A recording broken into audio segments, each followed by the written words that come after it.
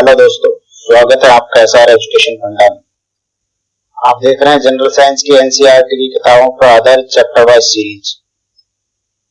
यह वीडियो उन सभी एग्जाम के लिए इम्पोर्टेंट है जिनमें जनरल साइंस के क्वेश्चंस पूछे जाते हैं, चाहे वह रेलवे ग्रुप डी की एग्जाम हो या एसएससी, बैंक या फिर राज्य सिविल सेवा एग्जाम हो।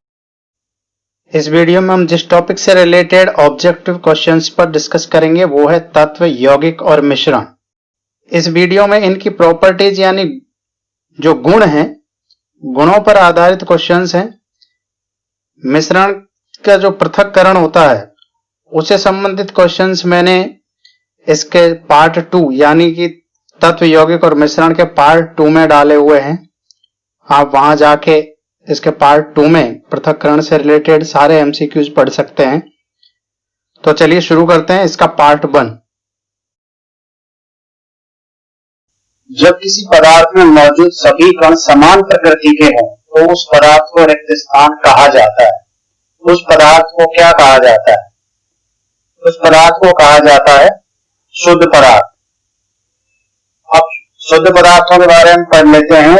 मार्केट में जो आपको मिलते हैं ना, शुद्ध साल्ट, प्योर घी, प्योर मिल्क, एकदम शुद्ध लिखा होता है, तो रासायनिक रूप से वो शुद्ध नहीं होते हैं, क्योंकि रासायनिक रूप से शुद्ध वो होते हैं जिनके कण रासायनिक रूप से प्रकृति में समान। ये सब जो होते हैं मार्केट में मिलता है, ये मिश्रण होते हैं, अशुद्ध रूप, रासायनिक रूप से अशुद्ध होते हैं। निम्नलिखित में से यौगिक का उदाहरण कौन सा है? यौगिक पूछा है, पर आप यौगिक कैसे बताओगे कि ये यौगिक है? आयरन यौगिक है, कॉपर यौगिक है, जल यौगिक है या कॉपर सल्फेट का विलयन यौगिक है? इन ऑप्शंस में से कैसे पता करोगे? तो इसके लिए आपको पहले ये ध्यान रखना होगा कि तत्व क्या होते हैं, यौगिक क्या होते हैं और मिश्रण क्या होता है। तो तत्व क्या होते हैं? जो एक ही प्रकार के परमाणु से बने हुए हों, तत्व कहलाते हैं। जैसे ये देखिए आप, यहां एक ही प्रकार के परमाणु हैं, तो ये क्या हो गया? आपका तत्व हो गया। अब यौगिक, ये देखिए यौगिक, यौगिक क्या होते हैं?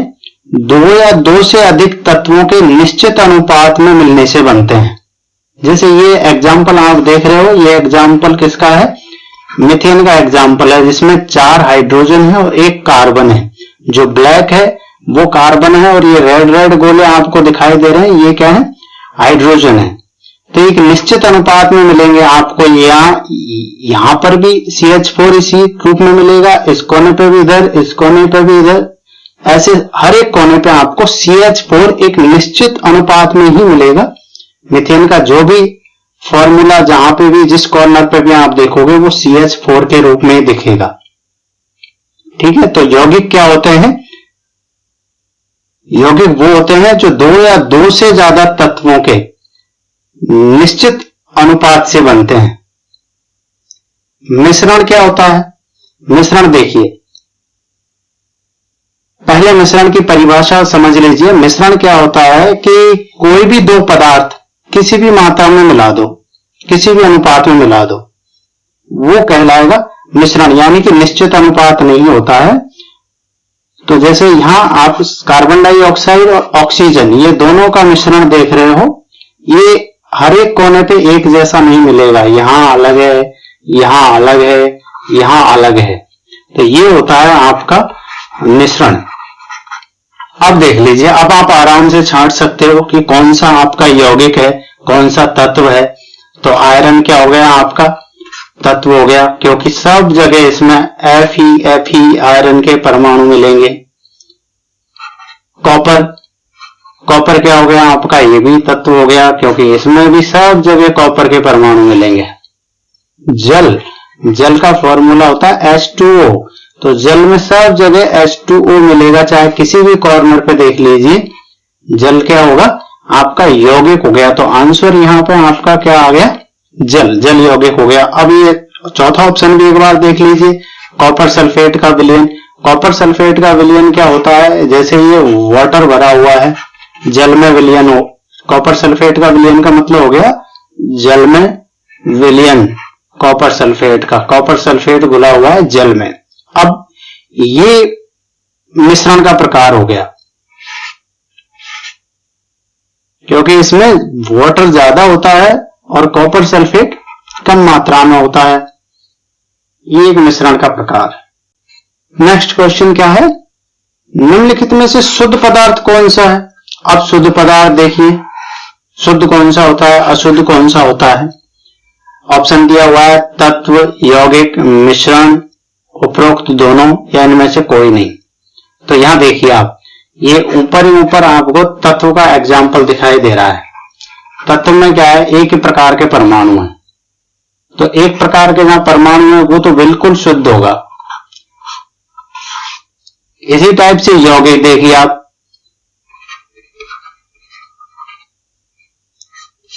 यौगिक में क्या है, यौगिक में देखिए आप मीथेन है, एक मीथेन का एग्जांपल लिया मैंने आपको, मीथेन गैस का। इसमें इस कोने पर भी CH4 है, इस कोने पर भी CH4 है, यहां भी CH4 है, यहां भी CH4 है, यानी कि हर एक कोने पर जो संगठन होगा वो CH4 के रूप में आपको दिख रहा है मीथेन में। तो इसका मतलब ये भी क्या हो गया, एक शुद्ध रूप हो गया, और तत्व का भी क्या था, शुद्ध रूप था। अब मिश्रण आइए, मिश्रण देखिए आप, मिश्रण में क्या है, यहां CO2 और ऑक्सीजन आपको दिख रहे हैं इस कोने पे, इस कोने पे आपको ऑक्सीजन ही ऑक्सीजन दिख रही है, यहां CO2 ऑक्सीजन दिख रही है, इस पे केवल CO2 दिख रही है। ये जो ब्लैक ब्लैक बिंदी जो दिख रही है ये कार्बन की है, और ऑक्सीजन जो रेड रेड गोले हैं वो ऑक्सीजन के हैं। इसी टाइप से यहाँ जो ऑक्सीजन, ये ऑक्सीजन है, जहां दो रेड रेड गोले जो डबल बॉन्ड से बंधे हुए हैं वो आपके ऑक्सीजन है। तो ये देखिए कहीं भी किसी भी कोने पे समान नहीं है, असमान है, कहीं कितना प्रतिशत है, कहीं कितनी मात्रा है, कहीं ऑक्सीजन की ज्यादा है, कहीं कार्बन डाइऑक्साइड की ज्यादा है। तो ये क्या हो गया, मिश्रण हो गया। अभी सब जगह समान नहीं है, तो ये क्या हो गया, अशुद्ध हो गया। तो मिश्रण क्या होता है आपका, अशुद्ध होता है। आपके आंसर क्या हो गया, तत्व और यौगिक ये दोनों होते हैं शुद्ध, और मिश्रण होता है आपका अशुद्ध। निम्नलिखित में से मिश्रण का प्रकार है, मिश्रण का प्रकार कौन सा है, समांगी मिश्रण है, विषमांगी मिश्रण है, उपरोक्त दोनों है, इनमें से कोई नहीं है। तो देखिए मिश्रण जो होता है आपका वो दो प्रकार का होता है, एक समांगी और दूसरा विषमांगी मिश्रण। ये ध्यान रखिएगा। तो समांगी मिश्रण में तो क्या होता है, जो विलयन जो भी होगा उसका हर जगह, जैसे चीनी और नमक ले लीजिए आप, चीनी और पानी का विलयन ले लीजिए, ये जहां भी होगा आपको सब जगह समान मिठास मिलेगी। तो ये समांगी मिश्रण का उदाहरण होता है चीनी और पानी का। तो संगठन जो होता है हर कोने पे, जैसे चीनी और पानी का जो संगठन मिलेगा वो सब जगह समान मिलेगा। तो ऐसा जो मिश्रण होता है वो समांगी मिश्रण कहलाता है। और विषमांगी मिश्रण क्या कहलाता है, जहां पे इनका संगठन जो है वो अलग अलग संगठन हो, जैसे मिट्टी। तो मिट्टी का जो एग्जाम्पल होता है आपका वो विषमांगी मिश्रण का उदाहरण होता है। तो यहां पर मिश्रण के प्रकार कौन कौन से हुए, समांगी मिश्रण, विषमांगी मिश्रण। तो आंसर आपका क्या हो गया, उपरोक्त दोनों। अब पूछा है नमक और जल का मिश्रण क्या है। तो जैसे चीनी और जल का मिश्रण होता है समांगी मिश्रण, वैसे ही नमक और जल का मिश्रण भी क्या होता है आपका, समांगी मिश्रण का उदाहरण होता है। विलयन दो या दो से अधिक पदार्थों का क्या होता है, कौन सा मिश्रण होता है। तो विलयन क्या होता है, समांगी मिश्रण होता है, क्योंकि विलयन जब बनेगा तो वो समांगी मिश्रण से ही बनेगा। तो आंसर हो गया आपका समांगी मिश्रण। विलयन का वह घटक जो प्राय कम मात्रा में होता है, जो कि विलायक में घुला होता है, उसे क्या कहा जाता है। तो विलयन के दो पार्ट होते हैं। विलयन के दो पार्ट कौन कौन से होते हैं, एक होता है विलायक और दूसरा होता है विलेय। अब देखिए विलायक जो होता है वो ज्यादा मात्रा में होता है, यानी कि ज्यादा मात्रा में विलयन में जो होगा वो क्या होगा आपका विलायक, और जो कम मात्रा में होगा वो क्या होगा आपका विलेय। एक छोटे से एग्जाम्पल से ले लेता हूं, आपको और अच्छा समझ में आ जाएगा। जैसे मैंने ले लिया आपको नमक और पानी का घोल, जिसमें पानी ले लिया 10 लीटर और नमक ले लिया आपका आधा केजी। ठीक है, तो इसमें इस घोल में नमक क्या हो जाता है विलेय और पानी क्या हो जाता है विलायक।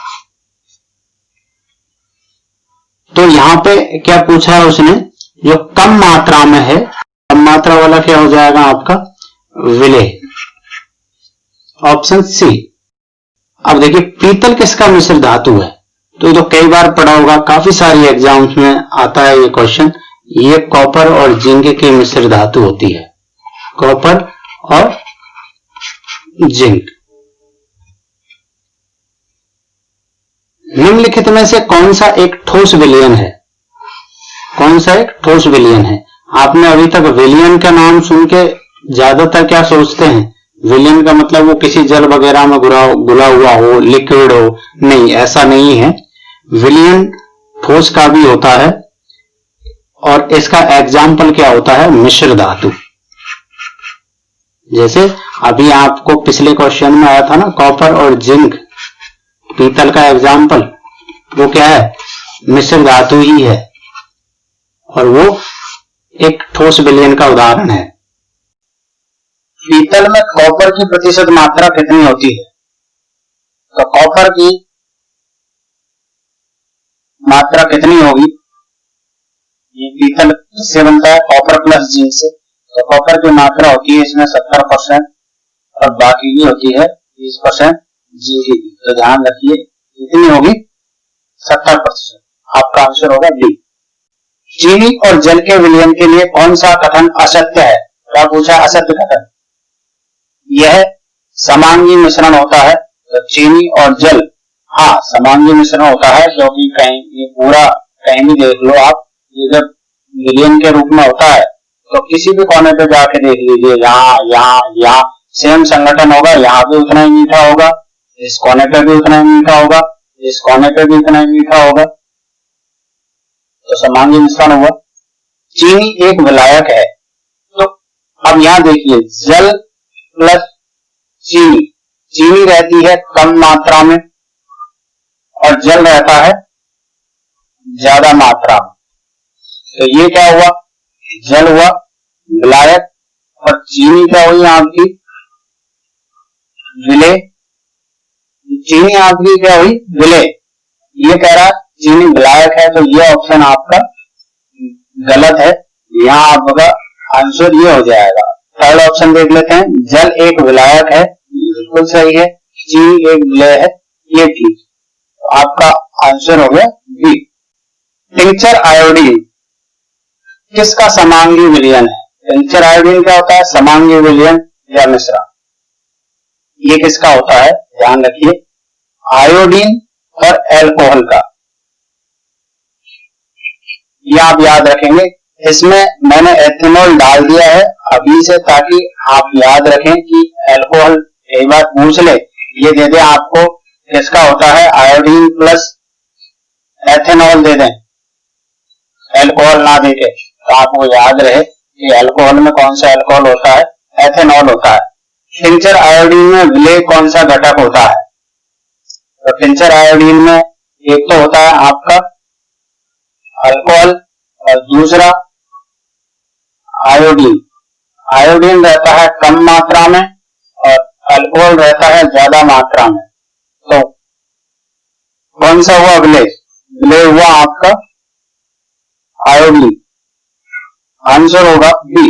वातयुक्त पेय पदार्थ कोक में विलेय के रूप में क्या होता है, विलेय क्या होता है, दो चीजें पाई जाती है इसमें, एक तो आपका पाया जाएगा जल और दूसरा गैस पाई जाती है CO2। जल ज्यादा मात्रा में होता है और गैस होती है इसमें कम मात्रा में, और कम मात्रा वाला क्या कहा जाता है विलेय। तो कौन सी विलेय कौन होगा? Carbon dioxide. कोक किसका विलयन है? जिसमें जल विलायक है।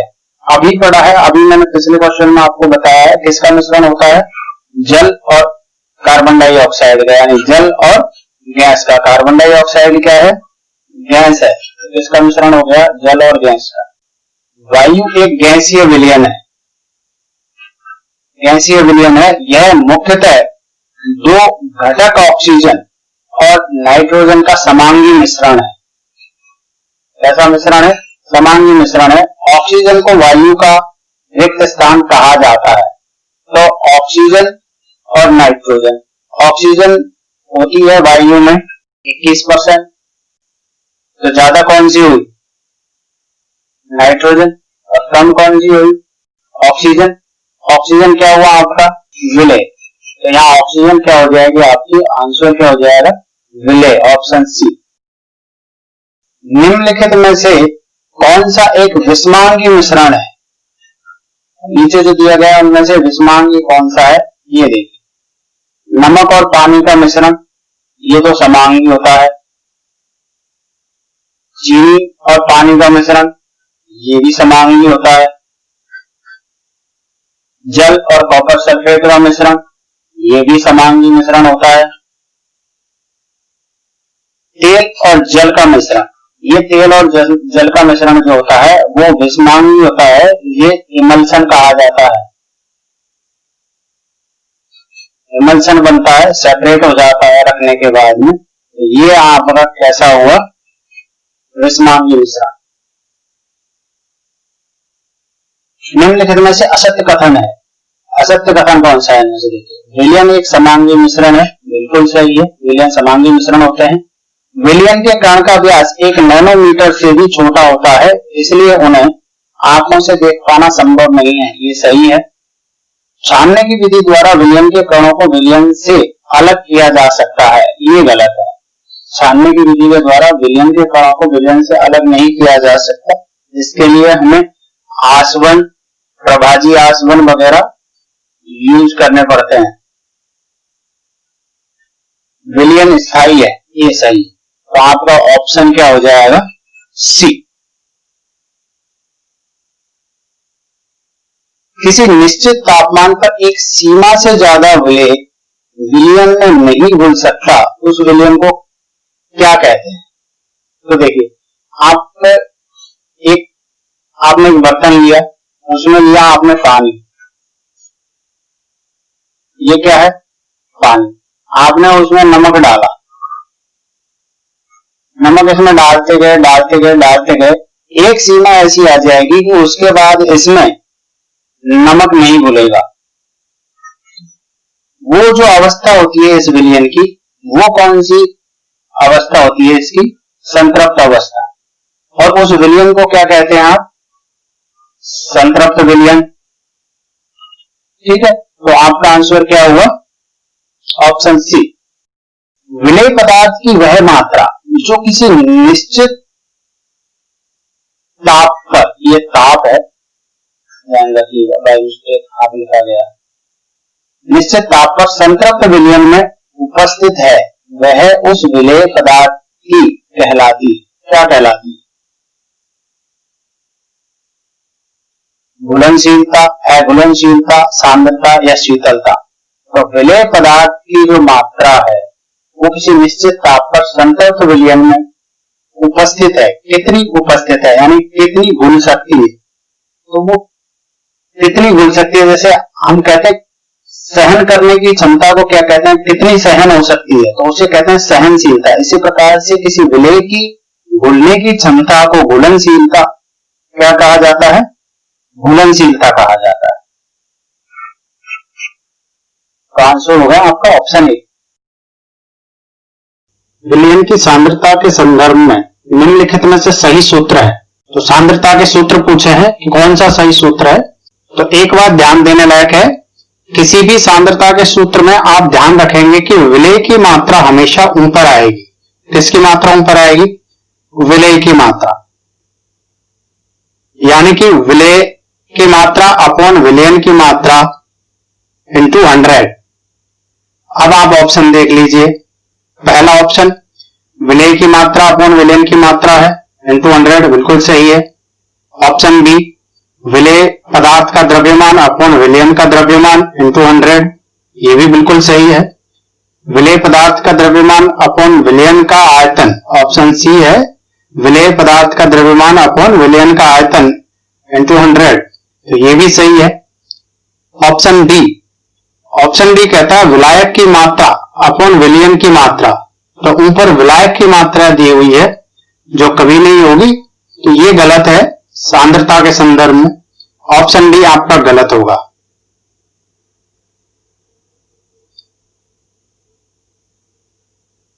किसी विलयन के 480 ग्राम विलायक जल में 60 ग्राम चीनी विलेय है, तो विलयन की सांद्रता क्या होगी? तो देखिए विलायक कितना है 480 ग्राम और विलेय कितना है 60 ग्राम। पिछले क्वेश्चन में हमने पढ़ा था सांद्रता का सूत्र, वो क्या था, विलेय की मात्रा ऊपर होती है, नीचे विलयन की मात्रा होती है, इंटू में 100। या विलेय की मात्रा कितनी है 60 ग्राम। विलेय कौन सा होता है जो मात्रा में कम होता है। विलयन की मात्रा क्या होगी, विलयन की मात्रा देखिए विलायक और विलेय दोनों की मात्रा का टोटल होता है, तो यहां पे विलयन की मात्रा कितनी होगी 480 प्लस 60 यानी कि 540 ग्राम। तो आप सॉल्व कर लीजिए, विलेय की मात्रा अपॉन विलयन की मात्रा यानी कि 60 बटा 540। अब इसे जब सॉल्व करेंगे तो आएगा 1/9, 1/9। इसे सॉल्व करने पर आता है आपका 11.1%, 11.1%। तो आंसर क्या हुआ आपका ऑप्शन सी। कोलाइड कणों को हम आंखों से नहीं देख पाते, लेकिन यह कण प्रकाश की किरणों को आसानी से फैला देते हैं। प्रकाश के किरणों का फैलना क्या कहा जाता है? तो प्रकाश की किरणों का फैलना कहा जाता है टिंडल प्रभाव। यहां देखिए जैसे आपको चित्र में दिखाई दे रहा है, ये पेड़ पौधे नीचे जंगल में जब जाते हो आप सुबह सुबह, तो आपको प्रकाश की किरणें बिखरी हुई सी दिखाई देती है। तो प्रकाश की किरण क्यों यहां पे क्यों दिखाई देती है ऐसी? क्योंकि जंगल में क्या होता है, जो पेड़ पौधे होते हैं उनके जो वातावरण में पानी की छोटी छोटी ड्रॉपलेट्स वायु में मिली हुई होती है, तो वो प्रकाश की किरणों को बिखेर देती है। यहां पे आपको टिंडल प्रभाव दिखाई दे रहा है चित्र में, तो इस तरह का हमें टिंडल प्रभाव दिखाई देता है। निलंबन के संबंध में निम्नलिखित में से सत्य कथन है। अब पहले तो ये देख लीजिए निलंबन क्या होता है। निलंबन वह मिश्रण होता है जिसमें कण निलंबित हो जाए, यानी कि थोड़ी देर के लिए हम उस मिश्रण को किसी बर्तन में रख दें और शांत छोड़ दें, तो जो विलेय के कण होते हैं वो उसके बॉटम पे बैठ जाते हैं, तले पे बैठ जाते हैं, वो कहलाता है निलंबन। अब ऑप्शन देखिए आप।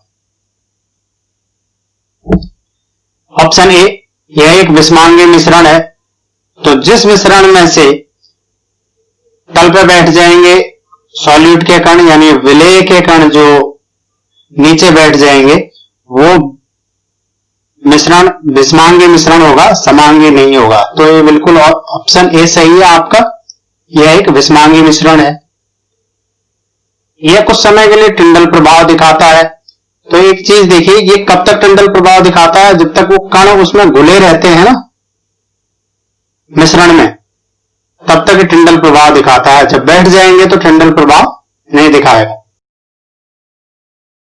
निलंबन अस्थायी है, तो यह अस्थायी होता है, जैसा कि अभी बताया आपको कि शांत छोड़ देने पर सॉल्यूट के कण जो होते हैं वो नीचे बैठ जाते हैं, यानी कि विलेय के कण नीचे बैठ जाते हैं, तल में बैठ जाते हैं, इसलिए ये अस्थायी कहा जाएगा।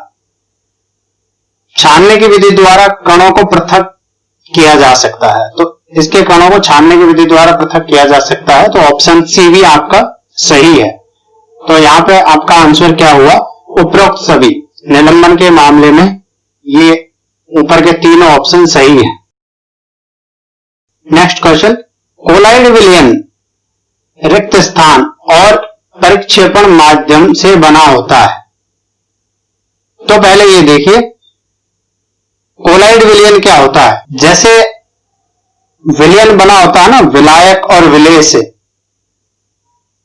उसी प्रकार से कोलाइड विलयन दो चीजों से बना होता है, परिक्षेपण माध्यम और परिक्षिप्त अवस्था से।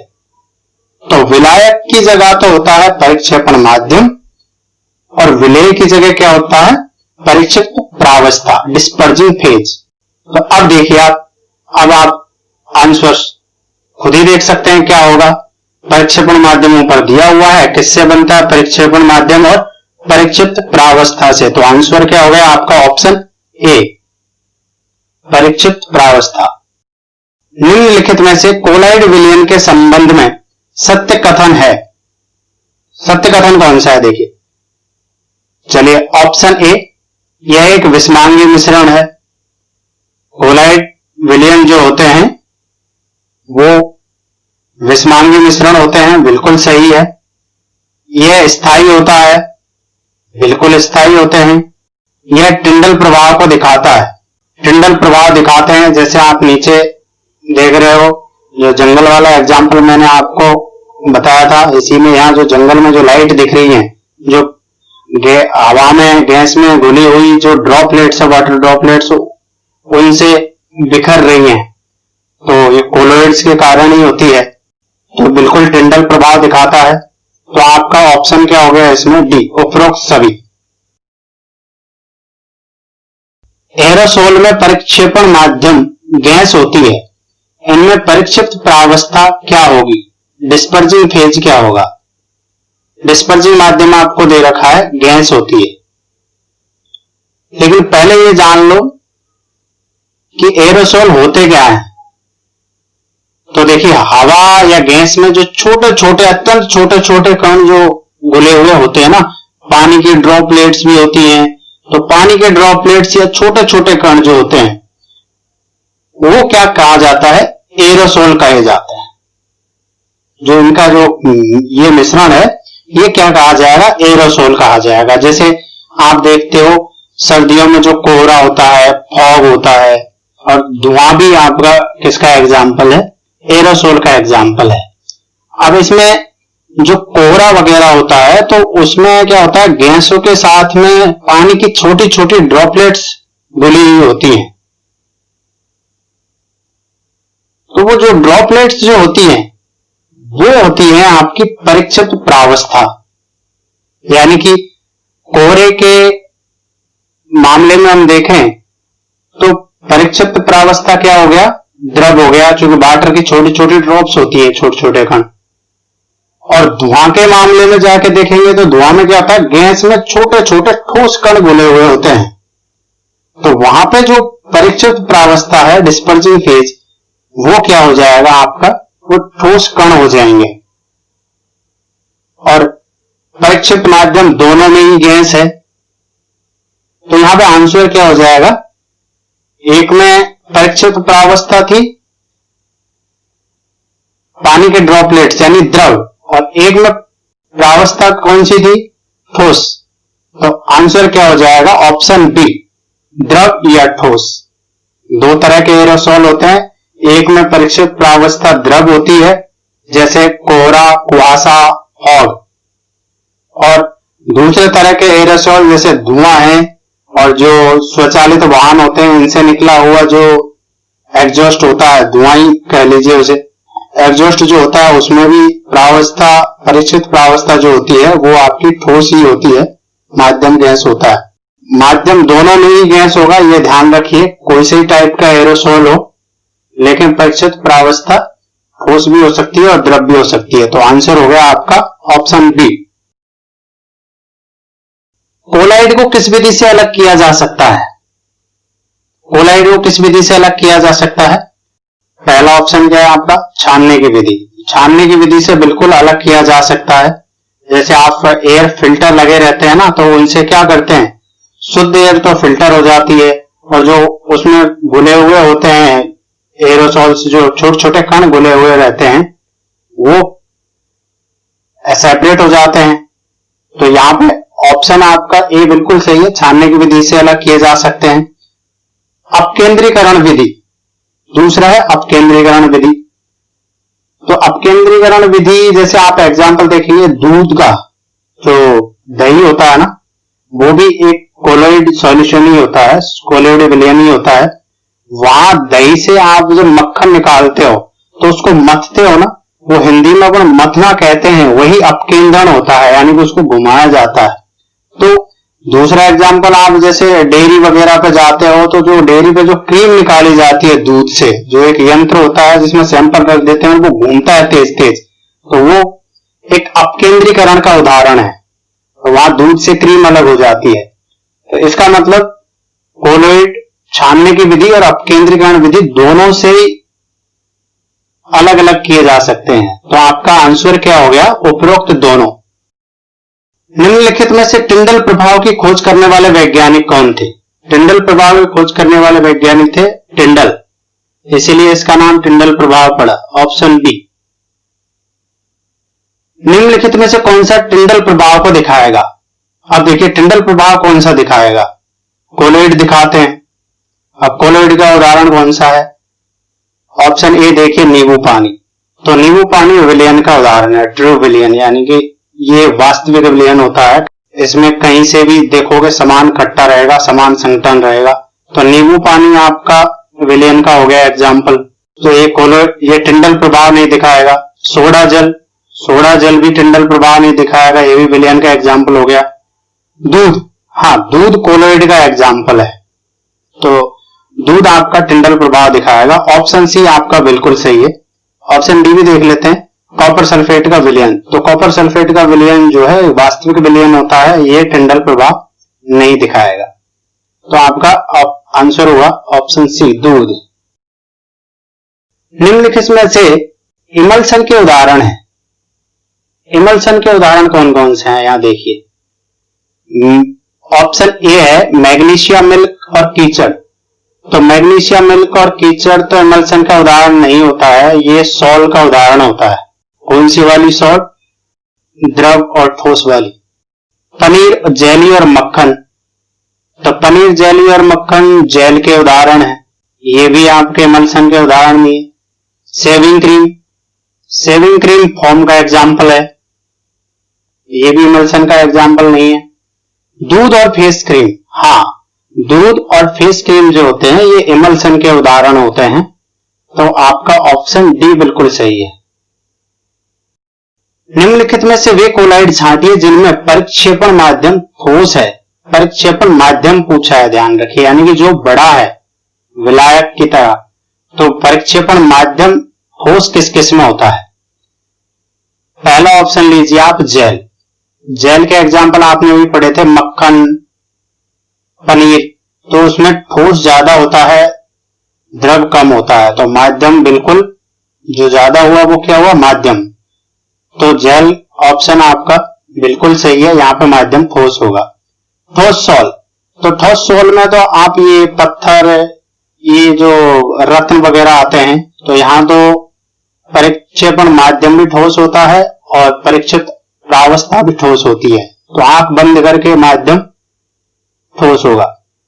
फोम में भी माध्यम ठोस होता है और प्रावस्था गैस होती है। तो यहां पे भी फोम में भी आपका माध्यम क्या हो जाएगा?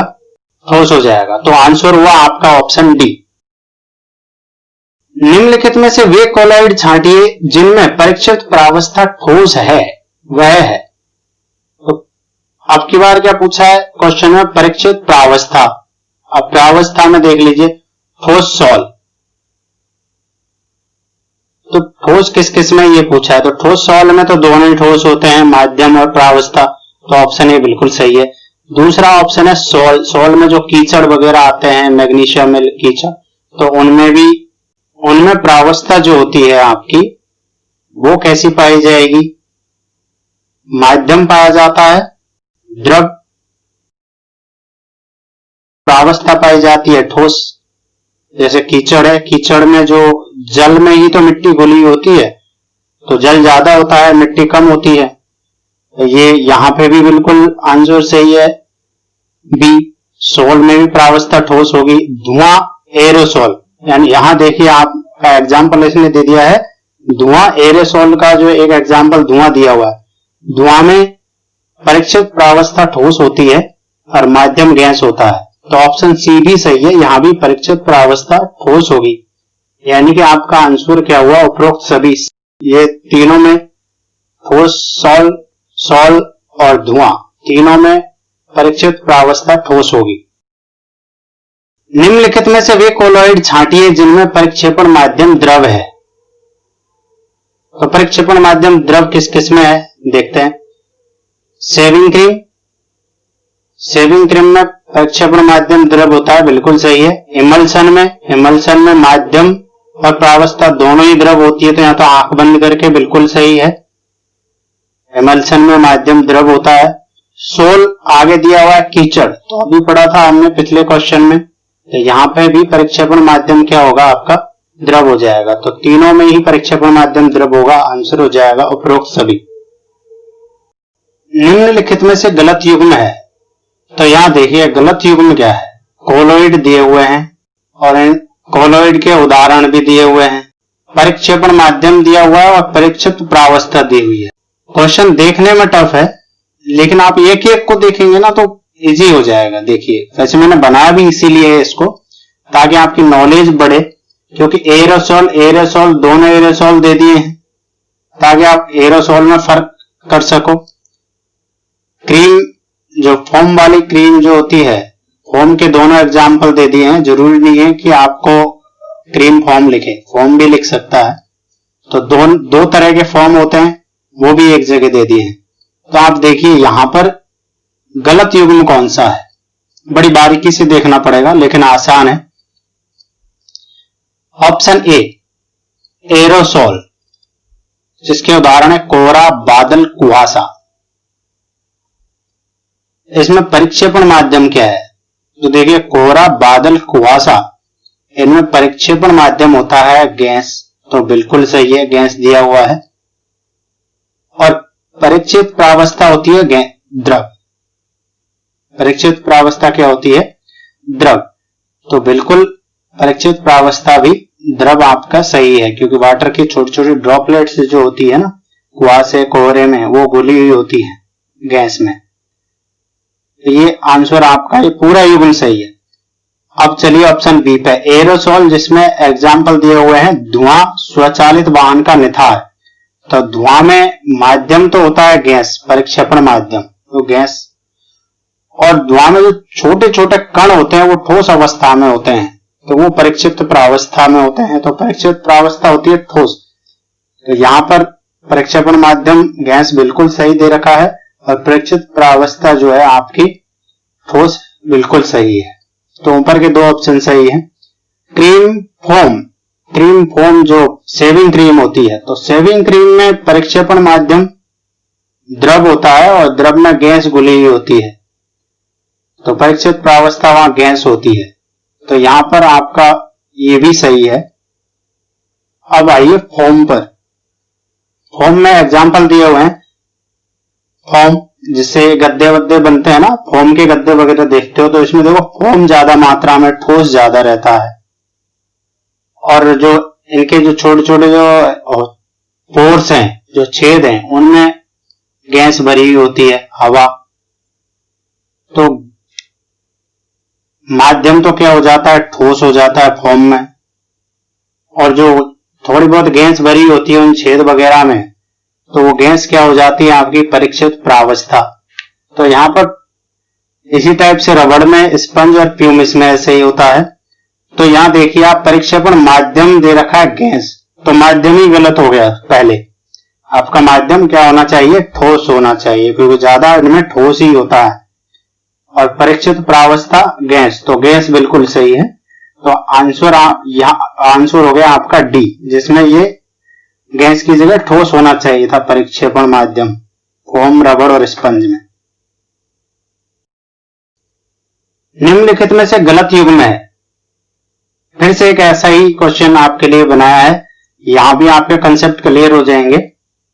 सॉल देखिए दो तरह की होती है, दोनों सॉल दी हुई है ऑप्शन ए में और ऑप्शन बी में। ऑप्शन सी और डी इमल्सन और जेल, तो आप ये आइडेंटिफाई कर सको कि इमल्सन क्या होता है और जेल क्या होता है, इसलिए दोनों ऑप्शन दिए हुए हैं। और यहां से काफी सारे क्वेश्चंस आते हैं। एक बार ये दो क्वेश्चन आपको मैंने बताए हैं 35 और 36 नंबर के, ये दोनों क्वेश्चंस को आप यदि अच्छी तरह से रट लेते हो, क्योंकि यहां कॉन्सेप्ट वाइज दिया हुआ है तो आपको इजी हो जाएगा इनको याद करना। तो इनको एक बार ये आपको फिक्स हो गए, ये याद हो गए, तो यहां से बहुत सारे एग्जाम्स में क्वेश्चन आते हैं, तो गलत नहीं होगा आपका क्वेश्चन। तो आप चलते हैं, देखिए ऑप्शन ए सोल। सोल में आता है मैग्नीशियम, मिल्क और कीचड़। दो प्रकार की होती है सोल, एक सोल एक ठोस सोल। ठोस सोल में क्या दे रखा है, रंगीन रत्न, पत्थर, दूधिया कांच। तो ठोस सोल को तो आप आसानी से पहचान लोगी, ठोस सोल के एग्जाम्पल कौन से होते हैं। इसके अलावा सिर्फ सोल के एग्जाम्पल याद रखने हैं आपको, मैग्नीशियम, मिल्क और कीचड़। तो मैग्नीशियम, मिल्क और कीचड़ का तो अपन ने पिछले क्वेश्चन में पढ़ा है। परिक्षेपण माध्यम क्या होता है, द्रव, और परीक्षित प्रावस्था क्या होती है, ठोस। बिल्कुल। तो कीचड़ में देखिए परीक्षित प्रावस्था ठोस हो जाती है, जो मिट्टी घुली होती है और भी कुछ कण होते हैं वो, और जो जल होता है वो द्रव हो गया। तो यहाँ पे माध्यम बड़ा जो होता है वो ज्यादा जो मात्रा में होता है वो द्रव होता है, तो परीक्षेपण माध्यम क्या हो गया, द्रव हो गया। ऑप्शन बी यहां दे रखा है ठोस सोल, रंगीन रत्न, पत्थर, दूधिया कांच। तो इसमें जो भी मिला होता है सब ठोस ही होता है, तो परिक्षेपण माध्यम भी ठोस होगा, परीक्षित प्रावस्था भी ठोस होगी। तो आंख बंद करके दोनों ठोस होंगे। इमल्सन, ऑप्शन सी है इमल्सन। इमल्सन में एग्जाम्पल क्या होते हैं, दूध, फेस क्रीम और तेल में पानी। ठीक है, तो तेल पानी का जो मिश्रण होता है वो भी इमल्सन ही होता है। तो आप यहां ध्यान रखिए, दोनों चीजें आपको दिखाई दे रही हैं। ऑप्शन दिया हुआ है परिक्षेपण माध्यम गैस दिया हुआ है, परीक्षित प्रावस्था द्रव दी हुई है, कौन सा सही है इनमें से। दूध में आप देखते हो दोनों चीज लिक्विड होती है, दूध हो चाहे पानी हो, दोनों द्रव होते हैं। ऐसे ही फेस क्रीम में होता है, ऐसे ही आपका तेल और पानी, तो तेल भी द्रव है और पानी भी द्रव है, तो माध्यम भी द्रव होता है इनमें, और प्रावस्था भी क्या होती है, द्रव होती है इमल्सन में। तो यहां पे आपका माध्यम गलत हो गया, यस। तो गलत युग्म कौन सा हो गया, ऑप्शन सी आपका इमल्सन वाला। तो यहां आप सही कर लीजिए, यहां क्या होगा, द्रव, ये याद रख लीजिए आप, दोनों द्रव होंगे, माध्यम और प्रावस्था। अब ऑप्शन डी भी एक बार देख लेते हैं। जेल, जेली, पनीर और मक्खन इसके उदाहरण हैं, बिल्कुल सही है, और यही उदाहरण होते हैं। परिक्षेपण माध्यम यहाँ ठोस होता है। देखिए जैसे पनीर आप देखते हो तो पनीर पूरा ठोस दिखाई देता है, थोड़ा बहुत उसमें पानी रहता है, तो परीक्षित प्रावस्था क्या हो जाती है, पानी। जो प्रावस्था कम मात्रा में होती है और माध्यम ज्यादा मात्रा में रहता है। तो ये भी आपका ऑप्शन बिल्कुल सही है। तो गलत ऑप्शन क्या हुआ आपका, ऑप्शन सी। निम्नलिखित में से कौन सा एक इमल्सन का उदाहरण है। तो इमल्सन का उदाहरण कौन सा है, अभी हमने पढ़ा था पिछले क्वेश्चन में कौन कौन से इमल्सन होते हैं। तो यहाँ पे दूध क्या हो गया आपका इमल्सन का एग्जाम्पल। निम्नलिखित में से कौन सा जेल का उदाहरण है। जेल कौन सा होता है, ऑप्शन बी मक्खन, मक्खन, पनीर। वह विलयन जो ठोस और द्रव से मिलकर बना हो तो इसकी घुलनशीलता ताप बढ़ने पर क्या होती है। देखिए जब द्रव में ठोस मिलाया जाता है तो उसकी घुलनशीलता कैसे बढ़ती है। एक एग्जांपल ले लेते हैं चीनी वाला, चीनी और पानी का। जब ठंडे पानी में चीनी घोली जाती है तो वो कुछ मात्रा में ही घुलती है, ज्यादा चीनी हो जाएगी तो वो नहीं मिक्स होगी। लेकिन उसको गर्म करते हैं हम और उसमें चीनी डालते जाओ तो वो घुल जाती है। जैसे चाशनी बोलते हैं ना, चाशनी, यानी उसमें बहुत ज्यादा जब चीनी डाल देते हैं, गर्म करते रहते हैं तो मिक्स होती जाती है कि नहीं होती जाती। तो क्या हुआ, आंसर क्या हुआ, ठोस और द्रव से मिलकर बने जो विलयन जो बनता है उसकी घुलनशीलता ताप बढ़ने पर क्या होती है, बढ़ती है। तो आंसर क्या हो जाएगा, ऑप्शन ए। वह विलयन जो ठोस और द्रव से मिलकर बना हो की घुलनशीलता दाब बढ़ने पर ठोस और द्रव की घुलनशीलता बढ़ती है, घटती है या अपरिवर्तित रहती है। तो आप यहां पे ध्यान रखिए, जब विलयन ठोस और द्रव से बना हुआ हो तो उस पर कितना ही दाब बढ़ा लो, उसकी घुलनशीलता अपरिवर्तित रहती है। दाब बढ़ाने पर बढ़ती है और दाब बढ़ाने पर अपरिवर्तित रहती है। वह विलयन जो द्रव और गैस से बना हो तो ताप बढ़ाने पर उसमें गैस की घुलनशीलता क्या होगी। अब द्रव और गैस का विलयन आ गया, तो द्रव और गैस का विलयन क्या होता है, ताप बढ़ाने पर जैसे जैसे ताप बढ़ाएंगे तो गैस उसमें से उड़ती जाती है, लिबरेट होती जाती है, यानी कि इनकी जो घुलनशीलता है वो कम होती जाती है।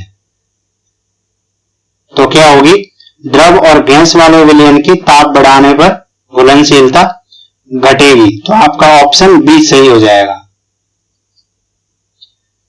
वह विलयन जो द्रव और गैस से बना हो तो दाब बढ़ाने पर उसमें गैस की घुलनशीलता बढ़ती है, घटती है, अपरिवर्तित रहती है, बताइए। ठोस और द्रव वाले में तो अपरिवर्तित रहती थी दाब बढ़ाने पर। द्रव और गैस के विलयन में क्या होगा, द्रव और गैस के विलयन में दाब बढ़ाने पर इनकी घुलनशीलता बढ़ती है, ये ध्यान रखिएगा, बढ़ेगी। ठोस और द्रव के मामले में अपरिवर्तित रहती है दाब बढ़ाने पर, और गैस और द्रव का जो विलयन होता है तो दाब बढ़ाने पर इनकी घुलनशीलता बढ़ती है। तो ऑप्शन हो गया आपका ए। तनु विलयन की तुलना में सांद्र विलयन में विलय की मात्रा होती है। तो देखिए, तनु विलयन वो होता है जिसमें विलय की मात्रा कम हो, और जैसे जैसे विलय की मात्रा बढ़ाते जाएंगे विलयन की सांद्रता बढ़ती जाएगी। तो आंसर क्या हो जाएगा, विलय की मात्रा सांद्र विलयन में ज्यादा होती है, ऑप्शन बी। वह पदार्थ जो दो या दो से अधिक तत्वों के एक निश्चित अनुपात में रासायनिक रूप से मिलने से बनता है, क्या कहलाता है। तो तत्वों के रासायनिक संयोजन से जो बनता है वो क्या कहलाता है, यौगिक कहलाता है। अभी यौगिक का एक बार समझ लीजिए, जैसे जल ले लीजिए, जल का जो सूत्र होता है वो होता है H2O। अब निश्चित अनुपात कैसे देखेंगे, तो हाइड्रोजन कितनी है इसमें 2 और ऑक्सीजन कितनी है 1, ठीक है। दोनों हाइड्रोजन का जो परमाणु द्रव्यमान होता है वो होता है 1, तो 2 हाइड्रोजन का कितना होगा 2, और ऑक्सीजन का परमाणु द्रव्यमान होता है कितना 16। तो इनका अनुपात कितना हो गया 2:16। इनको सॉल्व करेंगे तो क्या आएगा 1:8, यानी कि जल बनेगा तो जल हाइड्रोजन और ऑक्सीजन के 1:8 के संयोजन से ही बनेगा।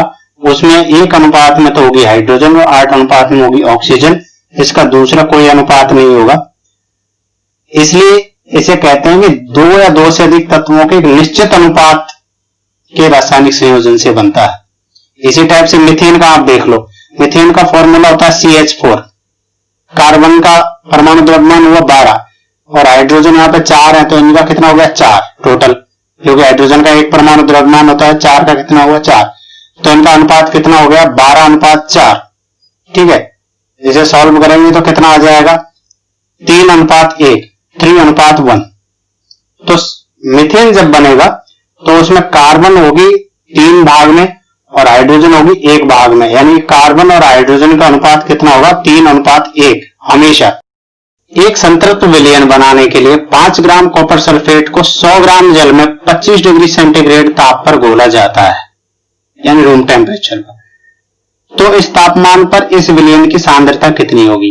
अब सांद्रता निकालने का फॉर्मूला हमने पढ़ा हुआ है, क्या होता है विलय की मात्रा अपॉन विलयन की मात्रा इंटू 100। तो कर दीजिए, विलय की मात्रा कितनी दी हुई है 5 ग्राम,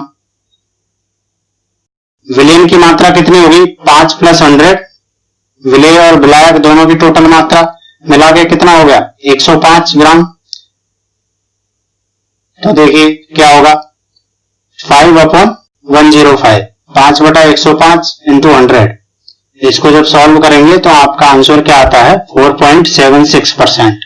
तो विलयन की सांद्रता क्या आई 4.76%। भौतिक परिवर्तन के संबंध में निम्नलिखित में से कौन सा कथन असत्य है? भौतिक परिवर्तन के संबंध में यह एक अस्थायी परिवर्तन होता है। बिल्कुल यह एक अस्थायी परिवर्तन होता है, जैसे जल से बर्फ बना लो और वापस बर्फ से जल बन जाएगा। इनमें कोई नया पदार्थ नहीं बनता, बिल्कुल नहीं बनता। चाहे जल हो चाहे बर्फ हो, पदार्थ तो जल ही रहता है। अवस्था में परिवर्तन इसका एक उदाहरण है, बिल्कुल सही है। इस परिवर्तन को उल्टा नहीं किया जा सकता, तो ये गलत है, क्योंकि परिवर्तन को भौतिक परिवर्तन जो होते हैं उनको उल्टा किया जा सकता है। जैसे आप जल से बर्फ बनाते हो तो इसको उल्टा कर सकते हैं, बर्फ से वापस जल भी बना सकते हैं भौतिक विधियों से। जो उल्टे नहीं किए जा सकते वो होते हैं रासायनिक परिवर्तन। तो यहां पे आपका ऑप्शन डी आएगा। निम्नलिखित में से कौन सा एक ऐसा उदाहरण है जो भौतिक और रासायनिक दोनों परिवर्तन दिखाता है? चलिए ये देखते हैं। जल में नमक का घुलना, जल में नमक का घुलना भौतिक परिवर्तन है, वापस निकाल लो और गर्म करके नमक को। अलमीरा में जंग लगना, ये रासायनिक परिवर्तन है प्योरली। मोमबत्ती का जलना, ये देखिए मोमबत्ती का जलना जो होता है उसमें मोम जलता है, कुछ मात्रा में तो मोम जल जाता है और कुछ मात्रा में वो पिघल के नीचे बैठ जाता है। तो जो जलता है उसे तो वापस प्राप्त नहीं किया जा सकता, तो वो तो हो गया आपका रासायनिक परिवर्तन। साथ में धागा भी जलता है तो धागा भी वापस उसी अवस्था में नहीं ला सकते उसको, तो वो भी रासायनिक परिवर्तन हो गया।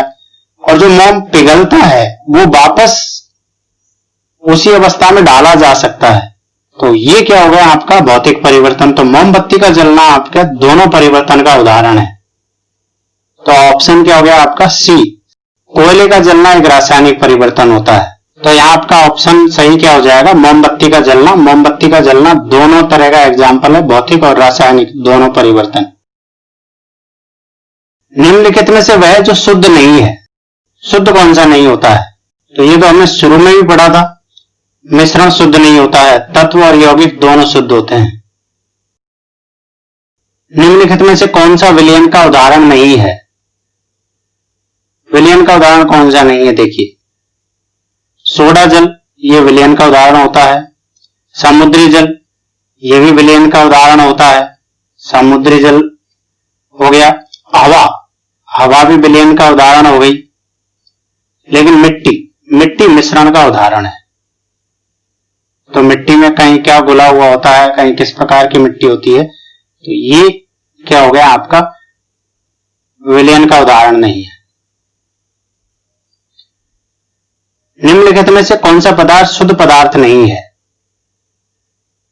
लोहा। लोहा देखिए आयरन Fe एक तत्व है और तत्व होता है शुद्ध पदार्थ। ये आयरन परमाणुओं से बना हुआ होता है, Fe सब जगह। बर्फ, बर्फ में क्या होता है, जल H2O, तो H2O क्या है, यौगिक है, यौगिक भी शुद्ध होते हैं, तो ये भी आपका शुद्ध पदार्थ हुआ। सल्फ्यूरिक अम्ल, सल्फ्यूरिक अम्ल बना हुआ था H2SO4 से, तो ये भी एक निश्चित अनुपात से बनता है, तो ये भी एक यौगिक हो गया, तो यौगिक भी शुद्ध होते हैं, तो ये भी एक यौगिक है। वायु, तो वायु देखिए गैसों का मिश्रण होता है, ये आपका क्या हुआ, अशुद्ध पदार्थ हो गया। तो ऑप्शन सी आपका सही है। हाँ तो दोस्तों, वीडियो से यदि आपका कुछ ज्ञानवर्धन हुआ हो तो आप लाइक करिए, शेयर करिए और सब्सक्राइब कर लीजिए। आगे के वीडियोज में आपके लिए शॉर्ट ट्रिक भी लेकर आऊंगा जो काफी हद तक आपको मददगार साबित होगी। तो बेल आइकन को भी आप दबा लीजिए ताकि आपको नोटिफिकेशंस मिलते रहें। तब तक के लिए थैंक यू वेरी मच। आप स्वस्थ रहें, तंदुरुस्त रहें और आगे बढ़ते रहें।